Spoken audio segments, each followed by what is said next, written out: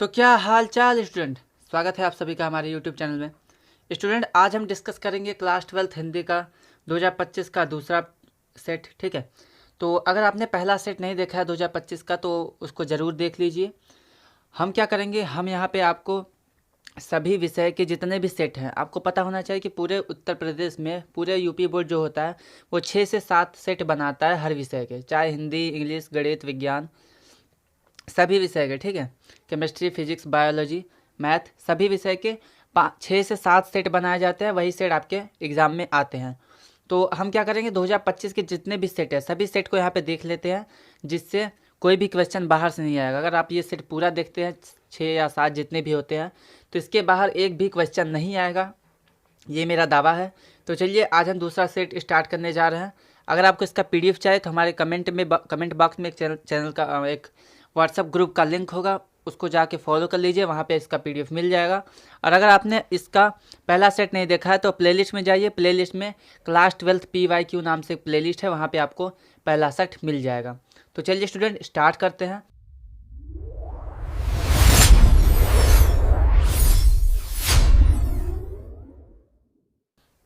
ये हमारे पास जो सेट है वो 301 HC वाला है। ठीक है, 2025 हिंदी का है। ठीक, आगे बढ़ते हैं। इसमें आपके पास जो होता है टोटल 100 नंबर का होता है क्वेश्चन। ठीक है, याद रखना है कि हिंदी में आपके पास प्रैक्टिकल नहीं होता। क्या नहीं होता? तो हिंदी में प्रैक्टिकल नहीं होता। टोटल 100 नंबर के क्वेश्चन आपके पास है। समय 3 घंटा 15 मिनट है। इसमें 2 निर्देश दिए हैं बस। ठीक है, तो पहला निर्देश ये है कि 15 मिनट परीक्षार्थी को प्रश्न पत्र पढ़ने के लिए मिलेंगे आपको। उसके बाद इसमें 2 खंड होंगे। ठीक है, 2 खंड होंगे, दोनों का आपको उत्तर देना है। तो चलिए स्टार्ट करते हैं पहले खंड से। तो स्टूडेंट हमारा पहला खंड खंड क है, जिसमें आपके पास हिंदी गद्य के 5 MCQ और हिंदी पद्य के 5 MCQ मिलेंगे। तो पहला हिंदी गद्य से क वाला क्वेश्चन क्या है, कन्हैया लाल मिश्र प्रभाकर का जन्म हुआ था, कब हुआ था? 1806 ईस्वी में, 1907 ईस्वी में, 1906 या 1920 ईस्वी में। आगे बढ़ते हैं। ख वाला वांग्यधार निबंध संग्रह के लेखक कौन है? हजारी प्रसाद द्विवेदी, वासुदेव शरण अग्रवाल, रामचंद्र शुक्ल या फिर इनमें से कोई नहीं। आगे बढ़ते हैं स्टूडेंट। क वाला क्वेश्चन है कि गिरजा कुमार माथुर का जन्म हुआ था, कब हुआ था? 1909 में, 1917 में, 1919 में या फिर 1924 ईस्वी में।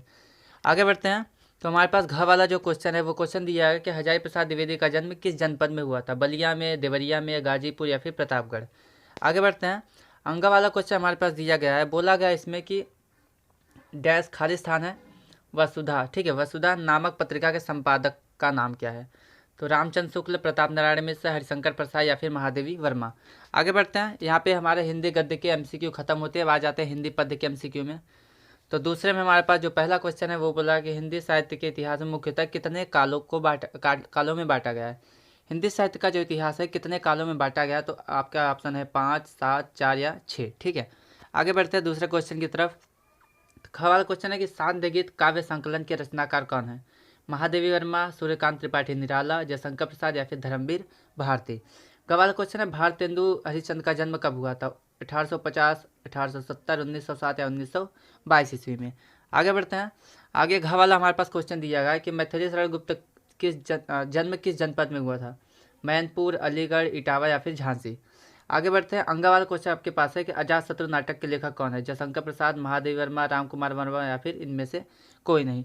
तो यहाँ पे आपके पास 5 हिंदी गद्य के और 5 हिंदी पद्य के MCQ, टोटल 10 MCQ कंप्लीट हो जाते हैं। चलिए बढ़ते हैं अगले क्वेश्चन की तरफ। तो अगला क्वेश्चन तो हमारे पास क्या दिया है, बोला है कि किसी एक गद्यांश का संदर्भ देते हुए उसके जो नीचे क्वेश्चन है उसका आंसर देना है आपको। टोटल 5 प्रश्न है, तो एक क्वेश्चन 2 नंबर का, टोटल 10 नंबर के आपके पास ये क्वेश्चन है। यहाँ आपके पास एक हिंदी गद्यांश दिया गया है। ठीक है, बोला गया पहला इसमें क्वेश्चन क्या है कि गद्यांश का संदर्भ लिखिए। दूसरा रेखांकित अंश की व्याख्या, जितना भी अंडरलाइन हुआ है। ठीक है, यहाँ पे ये देख लीजिए, ये जो अंडरलाइन वाला पोर्शन है इसकी आपको व्याख्या करनी है। ठीक है स्टूडेंट, तो इसकी आपको व्याख्या करनी है।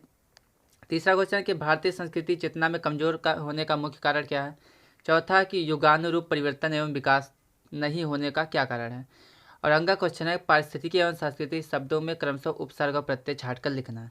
तो टोटल 5 क्वेश्चन है, 2 पंजे 10 नंबर का। अगर यहाँ पे अथवा करके एक और गद्यांश दिया गया है तो चलिए उसको भी देख लेते हैं। तो अथवा करके एक गद्यांश दिया है यहाँ पे, ठीक, अशोक के फूल। तो इसमें पहला क्वेश्चन है गद्यांश का संदर्भ लिखिए।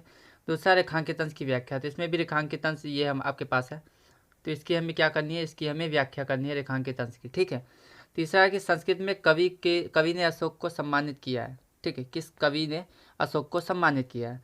घ वाला क्वेश्चन है अशोक के फूल आने के संबंध में लेखक का क्या विचार है।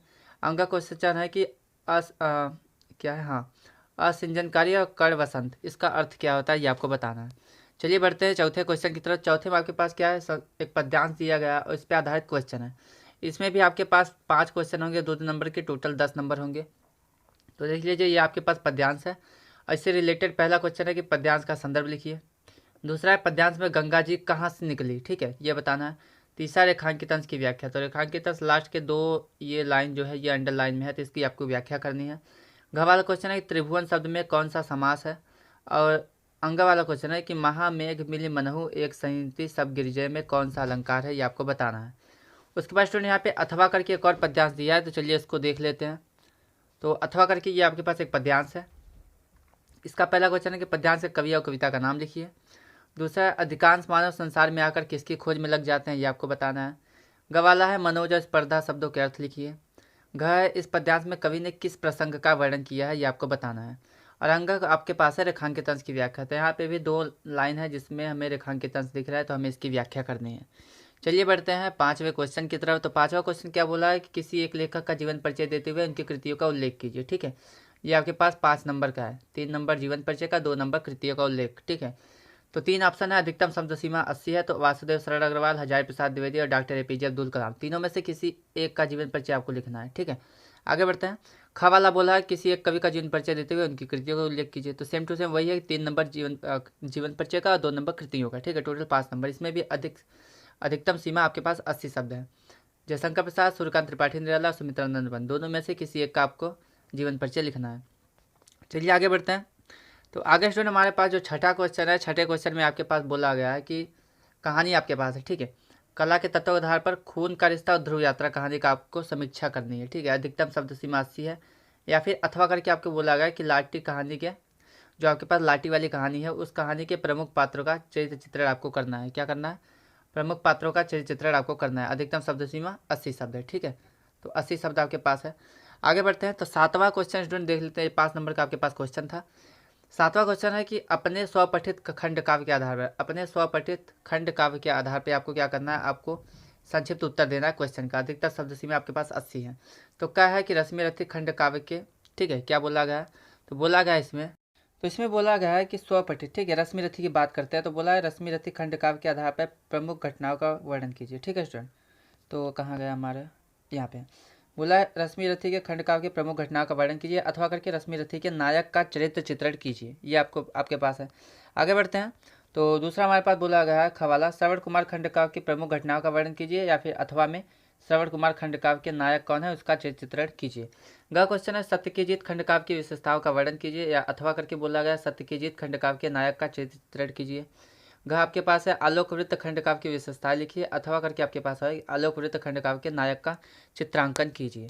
चलिए आगे बढ़ते हैं। अगला क्वेश्चन आपके पास दिया गया है अथवा करके कि लोकावृत्त, ठीक है, लोकावृत्त खंड काव्य के नायक का चित्रांकन कीजिए, वही चीज़ है।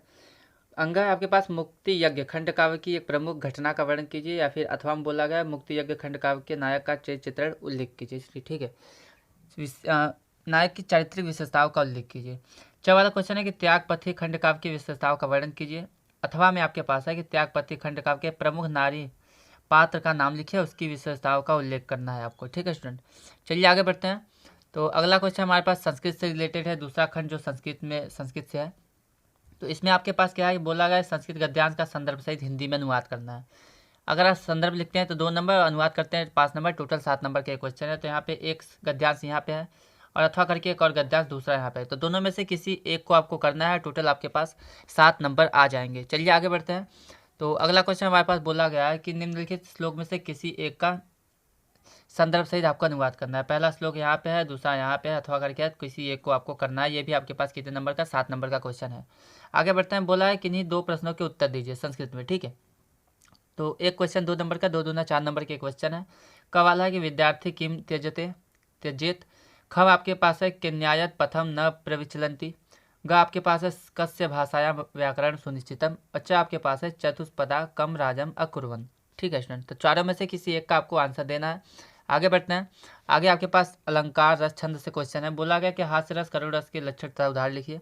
अथवा किसी एक क्वेश्चन को करना है, चाहे हाथ से कीजिए चाहे करोड़। दूसरा है कि उपमा अथवा रूपक अलंकार की परिभाषा उदाहरण सहित दीजिए, ठीक है। तीसरा है सोठा एवं कुंडलीय छंद की परिभाषा उदाहरण सहित लिखिए। ये 2-2 नंबर का टोटल 6 नंबर की ये क्वेश्चन आपके पास है। लास्ट आपके पास बोला है कि किसी एक विषय पे आपको निबंध लिखना है, 9 नंबर का एक क्वेश्चन है, ठीक है। तो का वाला आपके पास पर्यावरण प्रदूषण। दूसरा, यदि मैं भारत का प्रधानमंत्री होता। तीसरा है कबीर का समाज सुधार। चौथा आपके पास है विज्ञान वरदान या अभिशाप। और लास्ट वाला आपके पास है विद्यार्थी जीवन में खेलकूद का महत्व। तो इस पाँचों में से किसी एक के ऊपर आपको निबंध लिखना है, ठीक है। चलिए आगे बढ़ते हैं। तो आगे हमारे पास सबसे संस्कृत व्याकरण से क्वेश्चन है। तो बोला गया है कि नयम का संधि विच्छेद क्या होता है? ने प्लस नम, नय प्लस अयम, नय प्लस अयम या फिर ने प्लस अयन, ठीक है। दूसरा आपके पास है नाविक का संधि विच्छेद क्या होता है? नव प्लस इक, नव प्लस इक, नाव प्लस इक और नय प्लस इक, ठीक है। ये आपको बताना है। चलिए आगे बढ़ते हैं। बोला गया है कि दुष्चरित्र में संधि कौन सी है? ठीक है, एडी पर रूपम, जड़त्व, हुष्ट या फिर स्तुत्व, ठीक है। ये आपके पास है। वाला क्वेश्चन है किसी एक शब्द का समास विग्रह करना है, एक, ठीक है। बोला किसी एक का विग्रह करके समास लिखिए, ठीक है, विग्रह करके। तो पहला आपके पास है आजीवन, दूसरा है महादेव, ठीक। किसी एक का करना है आपके पास। चलिए बढ़ते हैं आगे। तो आगे हमारे पास 13वां क्वेश्चन, निम्नलिखित में से किसी एक का धातु एवं प्रत्यय बताइए। पठनीय, स्थित्वा या धनवान, ठीक है। तो दूसरा आपके पास है किसी एक शब्द का प्रत्यय बताइए। गत्वा, पठिता या फिर रूपवान। आगे बढ़ते हैं। आगे हमारे पास ख वाला क्वेश्चन है कि रेखांकित पदों में से किस पद में विभक्ति संधि का उल्लेख कीजिए, ठीक है।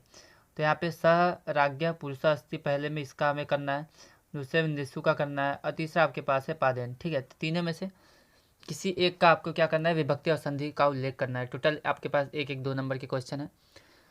और सबसे लास्ट क्वेश्चन स्टूडेंट हम आपके पास दिया है कि किसी एक विषय पर पत्र लिखिए, ठीक है। तो पहला आपके पास है विद्युत अवस्था में सुधार के लिए जिलाधिकारी को पत्र लिखना है।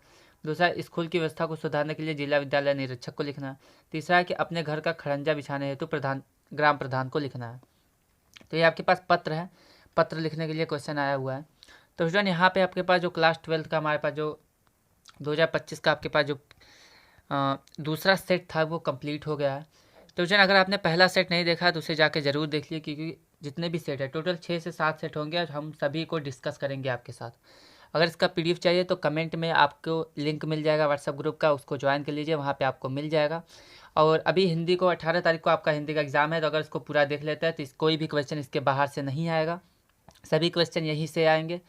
और स्टूडेंट अगर आपको वीडियो पसंद आए चैनल को सब्सक्राइब कर ले, वीडियो को लाइक कर ले, शेयर कर दे दोस्तों के पास, जिससे उनको भी फ़ायदा हो, आपको भी फ़ायदा हो। नोटिफिकेशन बिल को ऑन कर दे, ठीक है, जिससे कोई भी नोटिफिकेशन होगी तो सबसे पहले आपके पास आ जाएगी। हिंदी के बाद हम जो भी हमारे पास केमिस्ट्री, फिजिक्स सभी विषय के सभी मॉडल पेपर, सभी सेट प्रोवाइड किए जाएंगे, ठीक है, जितने भी 2025 के हैं। तो चलिए फिर मिलते हैं अगले सेट के साथ, तीसरे सेट के साथ हिंदी के। तब तक के लिए धन्यवाद।